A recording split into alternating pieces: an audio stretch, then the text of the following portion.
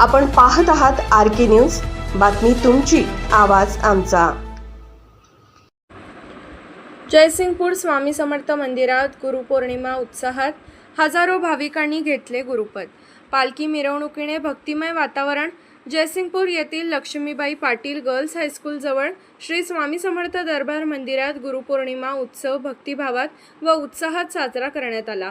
जयसिंगपूरसह पंचक्रोशीतील हजारो भाविकांनी श्री स्वामी समर्थ महाराजांचे दर्शन घेत गुरुपदाचा लाभ घेतला। गुरुपौर्णिमेनिमित्त पहाटे 5 वाजता अभिषेक व भूपाळी आरतीने धार्मिक कार्यक्रमांना प्रारंभ झाला। त्यानंतर सकाळी 7 ते सायंकाळी 5 वाजेपर्यंत भाविकांना गुरुपद देण्याची सेवा अखंड सुरू होती।